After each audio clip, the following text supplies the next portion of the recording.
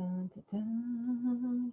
Awesome. So we are recording. Thank you everyone for joining me today. Like Amy said, my name is Julia Becker Collins and I am the Chief Operating Officer at Vision Advertising.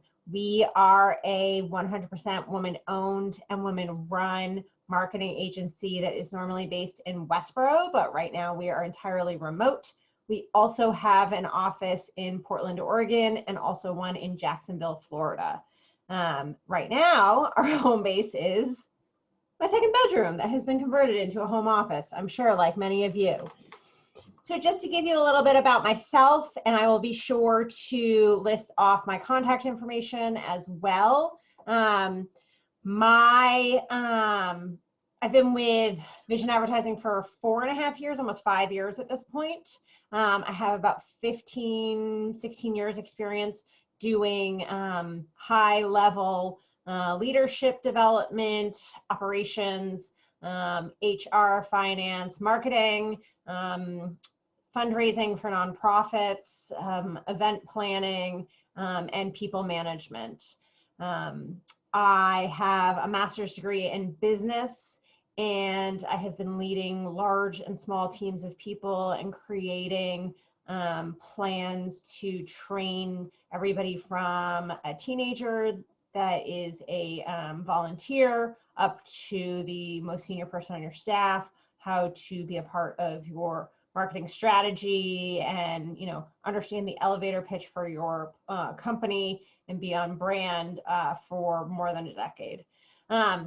So in 2019, I was awarded the Worcester Business Journal 40 Under 40 Award.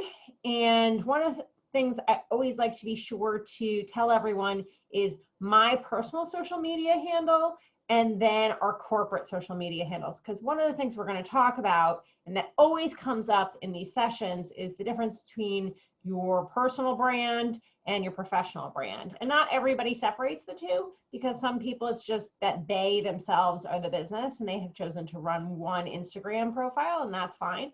But a lot of the times the question comes up that, you know, like we're talking about today, what's the best use of my resources? What's the best marketing for my resources? Where should I be putting my time, money, and resources, etc.? And should I be posting over here or should I be posting over there? So I always like to give out our social media handles so that you can see what we're doing. And I'm not saying that we're perfect, but it's a really great real-time example. So you can find me on social media. I'm most active on Instagram. I'm at Julia Rifka. That's Julia.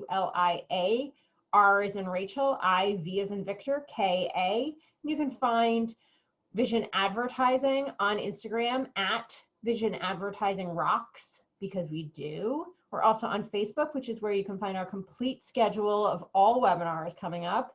We're also on Twitter and LinkedIn, and our website is vision-advertising.com. So a little bit more about Vision Advertising. Like I said, we are a full service marketing agency and 100% women owned and women run. We have been around for 22 years, and we were named a top 10 communications and ad firm by the Worcester Business Journal in 2018, 19, and 2020.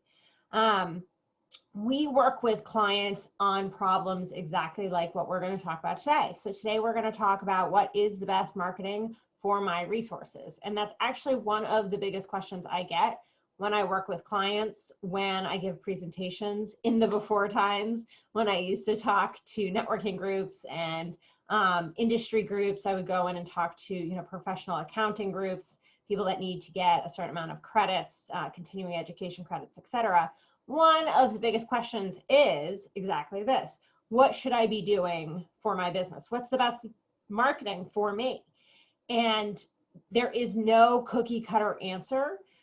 People always want me to say to them, you should be doing, you know, 3 Facebook posts a week and 2 Instagram posts and except the real answer is that you, the business owner or business leader, need to figure out where you want to place your resources, which resources you're willing to expend, and we're going to talk about that, and where your ideal client, who we talked about in the last session, and you can find lots of information about ideal client profile on the Vision Advertising website, where that ideal client makes buying decisions. And then we can determine where it is the best use of your time, your money, your expertise, which are your resources, where you should be expending those.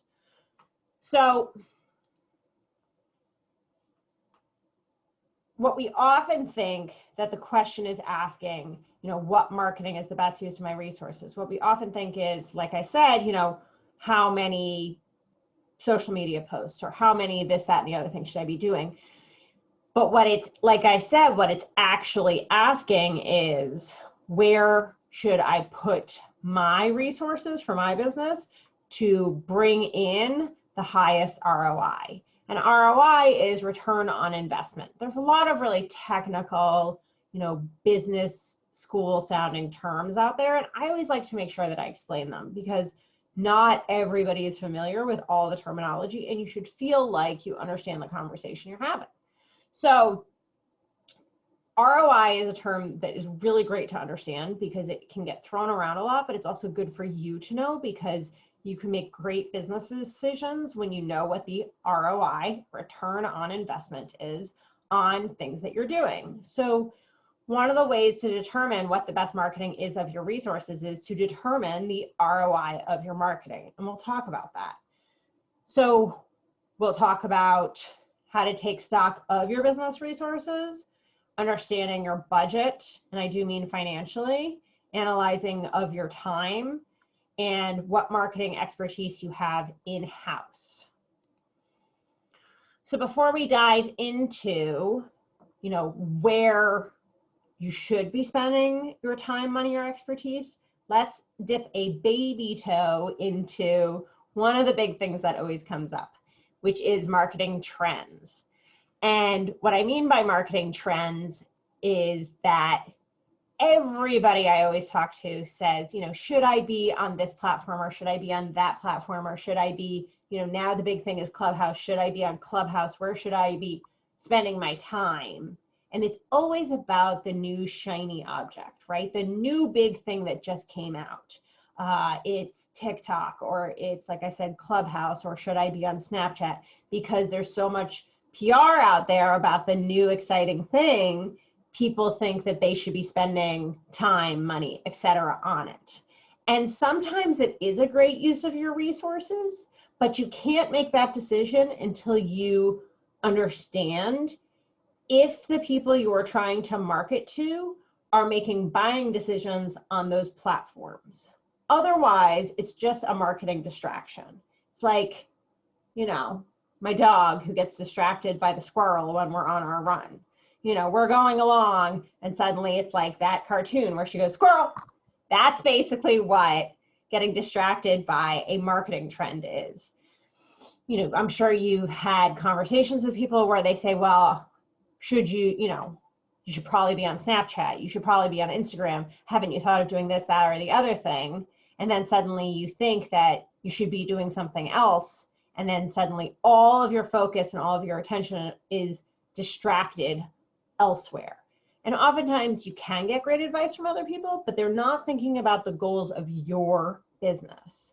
They're thinking about it through the lens of their business or their experience. So you always need to be thinking about what is going to be the highest ROI for you. Okay, so let's get back to understanding your business's resources. And that's how we decide where to implement your business's resources.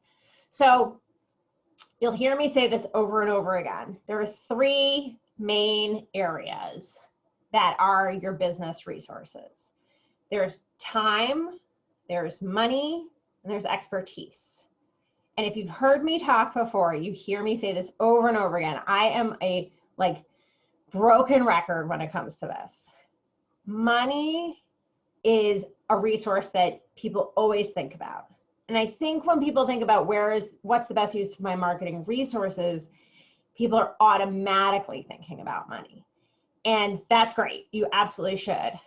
And when you think about money, you should think about, do you have a marketing budget? Have you set aside a line item for yourself that says, I'm going to spend $3,000 this year. I'm going to spend $30,000 this year. I'm going to spend $10 this year, whatever it is. Have you sat down and said, here's how much I am spending and investing in marketing this year? And if you haven't, can you do that? Because once you sit down and say, here's the amount that I'm investing or I'm comfortable investing in marketing this year, then it's not an emotional decision every time you invest in your marketing and use that line item. You already know that you have set that aside. And then you already can make good decisions because you say, well, I'm working off of this line item and I can decide about if XYZ project I'm thinking of spending money on is a good use of that line item. And if you create a budget or you already have a budget for your marketing, how is it broken down? Is it just one lump sum or is it segmented more than that? You know, I'm going to spend X amount of dollars working with an agency or with a freelancer. Excuse me, I'm going to spend X amount of dollars getting some professional photos taken, Y amount of dollars having somebody edit some content, and I'm going to spend this amount of money on some ads, whatever it is. Or do you just have it as a lump sum? But think about that in terms of where the money in the budget is created. And there's not a correct answer, but that's how to think about the money. So let's move on to the second resource, which is your most valuable resource, time. And again, I'm a broken record with this. Money is incredibly important, and we're all in business to make money, but you can always make your money back. You can never make your time back, which is why time is your most valuable resource.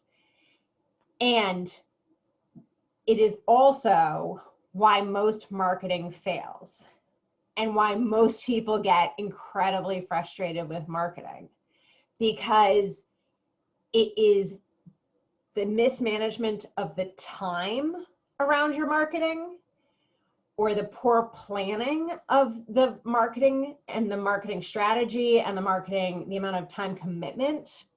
And that is why a lot of marketing fails, because you decide, okay, I'm going to do, you know, X amount of posts on Facebook and Instagram, and that is where my target market is, but that you don't set aside the time in your schedule to make sure that you're scheduling out those posts and you're responding to the comments, etc. Most marketing, whether you're a huge company or a small company, fails because of mismanagement or poor planning of time, not because of money. So if you can master the time portion of it, you have a much better chance of being successful. And the one question you can be asking yourself is, do you have a marketing plan for your time investment? And what do I mean by that? I mean, and this can be as simple as I'm about to make it sound. Have you said, okay, I am going to commit to 2 hours a week of marketing? I myself am going to do that. And that means that Fridays from 3 to 5 p.m. are designated marketing time. It's blocked in my schedule and nothing can break that block. It can be that you create a block of time, a weekly block of time that is designated marketing time. And that way you know the work will always get done and you have to stick to it. And that's a great way of making sure you blocked out that time. Now maybe your schedule doesn't allow for that kind of block time. Maybe it allows for a different way of managing it, but the best way to make sure that your time is being invested in your marketing properly is to schedule it beforehand. Okay, so let's move on. So the third resource is internal expertise. And what do I mean by that? I mean, internally in your company, if it's just you in the company, then your expertise. If there are other people in your company, if you have contractors, etc., people that work for the company, what expertise do they have? Is there somebody in the company that's great at photography? Is there somebody at the company who is an amazing technical writer? Somebody who their job is in finance, but they also happen to be a great editor, right? What expertise do you have on staff that you can tap into for marketing? So rather than outsourcing it, you're using that resource internally. And how can they contribute those expertise areas to your marketing efforts? How can you tap into that resource and help move that marketing forward? What can you capitalize on? So these are the 3 resource areas that we talk about with your marketing resources and what's the best use of them. And maybe it sounds really sterile and not that sexy, but the best way to decide what the best use of your marketing resources is to define what your resources are. You can only determine success. You can only see if you have, succeeded in something. You can only tell if you're doing well at something if you define it. So the best way to start is to start off by saying, okay, well, here is what I have in-house. Here's the budget, here's the time, and here's the internal expertise. How can we take that combination of 3 things and focus it on our marketing efforts, right? And I really recommend that you take one of my, marketing strategy webinars or ideal client profile webinars, because we really do a much deeper dive on that side of things. And that'll help talk about who to focus on and where they make buying decisions. Amy mentioned before we started the recording that on the BBB Vimeo, they have a great webinar that I did about making social media work for you. And we do talk about it in that section as well. So let's move on. So one of the questions that you need to ask in order to be able to target these resources is, what are your business goals, right? So in order to best say, where to focus your time, your money, and your expertise, you need to be able to say, what are the difficult questions I need to answer so that I can focus these resources on the amazing marketing I'm going to do. So one question is, like I said, what are your business goals? What is the overarching goal of your company? Are you trying to educate people on, I always use the sweater example. Are you trying to educate people on the importance of environmentally friendly sweaters? Are you just making the sweaters? Are you interested in shearing the sheep, right? I always love using the sweater example. But what is the overarching goal of your business? And then once you can define that just for yourself, just internally, then you think about, who does your company serve? Who's buying your product or services? Are you selling to businesses? So you're a B2B company, that's what that's called. Are you selling to consumers, which is a B2C company? Are you selling to both? Where do they make buying decisions? What kind of person buys from you? How do you find those people to sell to? Or do you sell to a variety of people? Do you sell to some businesses and some individuals? So who does your company serve, and what is the goal of the company, and what makes you a different type of company? What is your distinguishing factor? And like I said earlier, what is your ideal client profile? An ideal client profile is not only who you currently sell to, think about that person, how much revenue you make off of an individual, where they live, the demographics of them, the household income, their interests, etc. How easy it is to work with them or difficult to work with them, how long the sales cycle is, what makes them decide to buy from you, etc. So not only that person, but also who you could be selling to. So not just your current clients, but your ideal clients. If you're selling to Sally in San Francisco and you're making $50 a sweater, but you could be selling to Jane in Los Angeles and making $100 a sweater, what's the difference there? And how could you pivot to selling to Jane more than Sally? And where does Jane make buying decisions? If she's younger and you're selling something visual like sweaters, she could be making those buying decisions on Instagram. Okay, great. So if she's making buying decisions on Instagram, then you should be focusing those resources, again, those 3 areas that we talked about, focusing those resources on Instagram, because that's where your ideal client is making those buying decisions. So thinking about how to get in front of the people that you want to be selling to and the people that you're currently selling to. And thinking back to what we talked about earlier about ROI, another part of your ideal client profile is not only who you currently sell to and how much money you make, but it's also the emotional ROI. So are they a difficult client? Do they need a lot of hand holding? Are they calling you at 9 p.m. on a Thursday when your office hours end at 7 p.m.? Or are they super friendly and easy to deal with and always express how much value you bring to the table and don't question the contract and want to nitpick it and always love everything you present? And there's different emotional ROI with each of those, and sometimes different price points for who you sell to brings a different emotional ROI. Sometimes a lower price point client has a more difficult ROI, and sometimes that's reversed. But you need to figure out the ROI, the emotional ROI that you're comfortable selling to, and who the ideal client is for you to sell to, both on a financial side and an emotional side.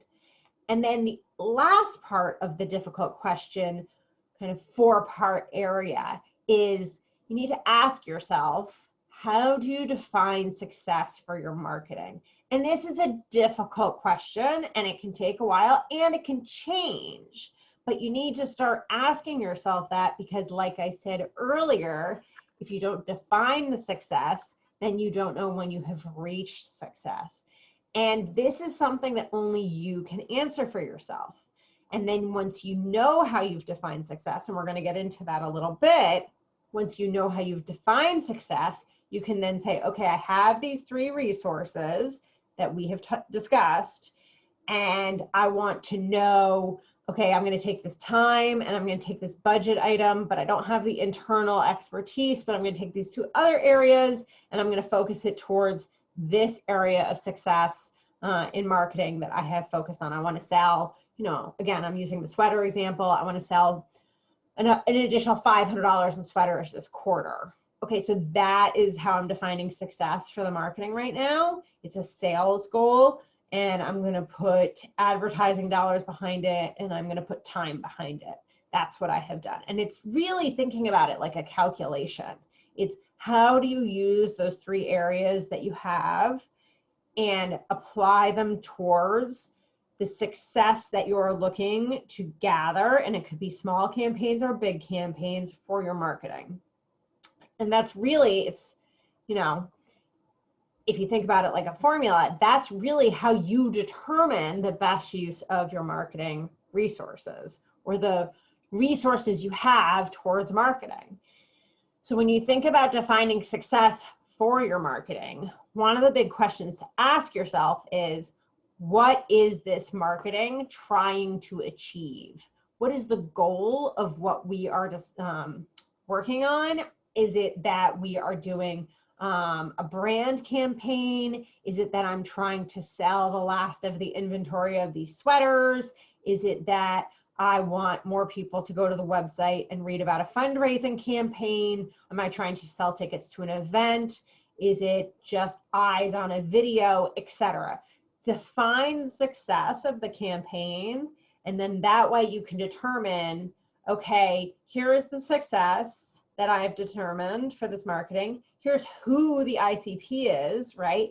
I'm trying to sell to 25-year-olds in LA, and that means that, since I'm trying to sell sweaters to 25-year-olds in LA, that's visual, they're going to be on Instagram, and I want to sell the last of the inventory. We're going to do a paid advertising campaign on Instagram where it's very easy to click through and they can buy instantly.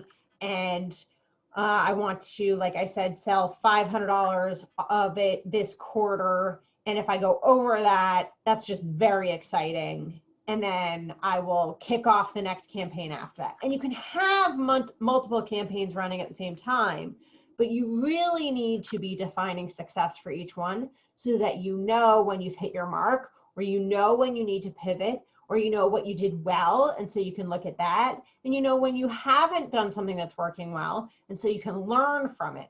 Otherwise, what happens is that kind of the typical thing of marketing's just not working and I don't understand it and this is so annoying, and I'm sure you've heard that, or you've heard a CEO say that, or you've heard a business leader say that, where they just get so frustrated with their marketing and they feel like it's not driving where they need it to go. And like I said in the beginning, most of the time that happens because the time isn't laid out. And part of that time is not only, sitting down and saying, okay, I'm committing 2 hours a week. It's also this upfront work of, here is the definition of success. Here is who we are focused on selling to. Here is, the timeline of that, etc. What most of the time happens is people say, well, I'm just going to start posting on Instagram. And it's great. You should just do the thing, but you should also sit down and say, why am I doing it? Who am I trying to attract? And, what kind of language do they use? And are they on this platform, etc. Okay, so let's move on. So we talked about ICP, and we talked about, who currently buys your products and services.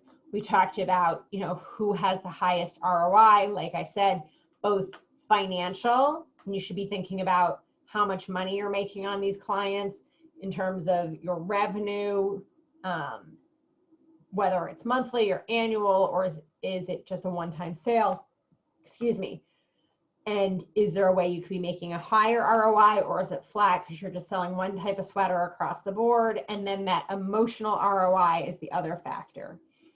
And then when we, like I said earlier, when we talk about that ideal client profile, it's not just who's currently buying, it's who could be buying. So if we currently sell to, white men in their 50s in New England, but I really think there's a great opportunity to be selling to white men in the Midwest, because it's going to bring in a higher revenue stream and they will be easier to work with, then that is something you can be focusing on. And the reason I talk about it in terms of race, income, geography, etc., is because there's a couple of reasons. One is it helps you to visualize this archetype in your mind, and that is proven to help you in strategy to better focus on who you're trying to market and sell to. So when you can create a visualization in your head, it could be a cartoon character, it could be a stock image, you can search for something on Google and be like, I want to sell to white men in their 40s and Midwest, and you come up with a stock image on Google and you tape it to your computer, and that's who you're always selling to. However it gets you to a visualization of who you're trying to sell to, it will help you stay focused in your marketing. Again, we talked about these resources. One of the resources is time. If you get off track because you're not focused on your ICP, you have lost one of your valuable resources. So staying hyper-focused on the demographics of who you're trying to sell to will help save your time. So when we're thinking about demographics, we're thinking about household and individual income, we're thinking about their interests, we're thinking about their politics, we're thinking about geographically, where do they live? Are they married? Do they have kids? Do they want kids? Their age, their race, their, it's kind of everything. And again, if we're selling these sweaters, does it matter to this person that these sweaters are allergen friendly, or is it more that they're good looking, right? What makes this person buy things? Are they an impulse shopper? Are they a comfort shopper? Do they research things a lot? And, thinking about really creating a full idea in your head of this person. You can name the person, it could be Susie, it could be Jill, it could be whatever.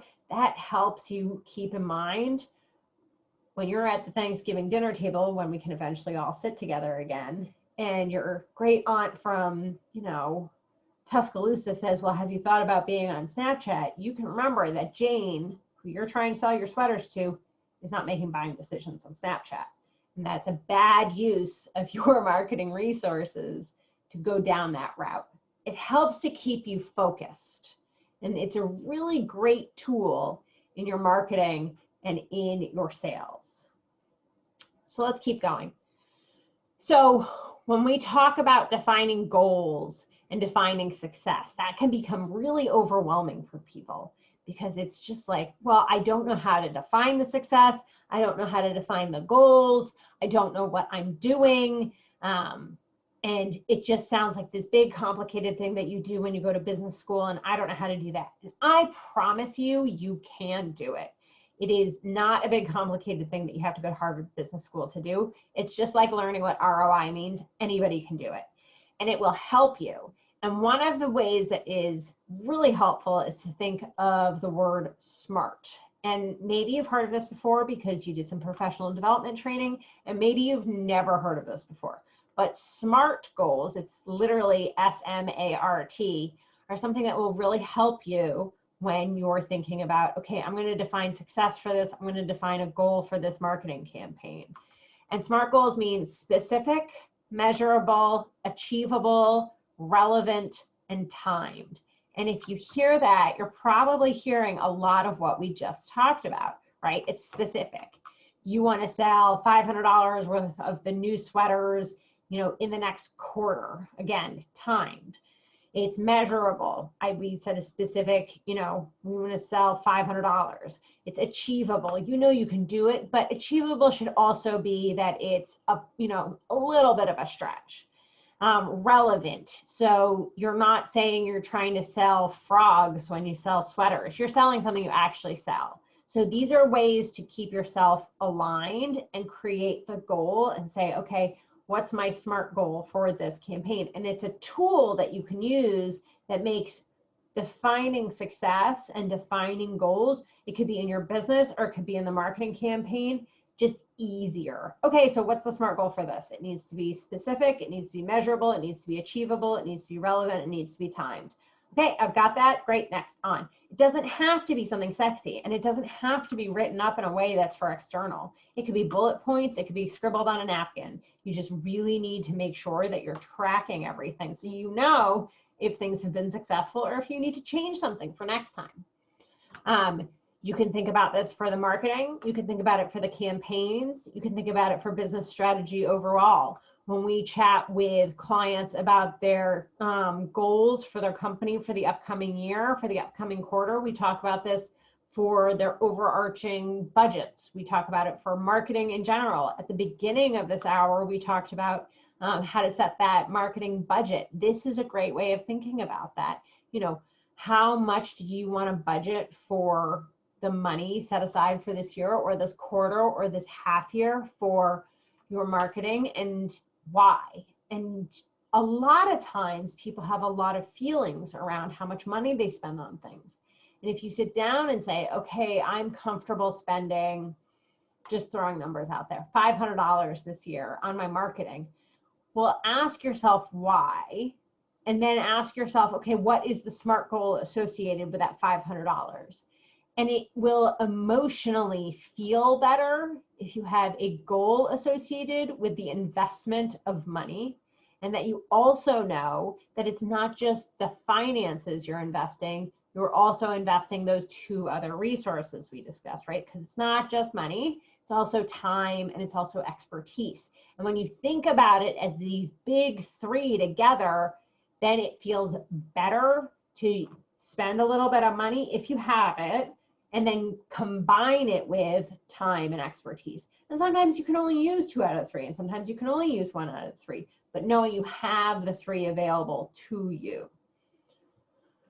So those are the biggest areas we are going to go through today. So I am going to end the recording, and then we can do some Q&A in the chat. So if you have any questions, be sure to put them in the chat, and I am happy to answer them for you.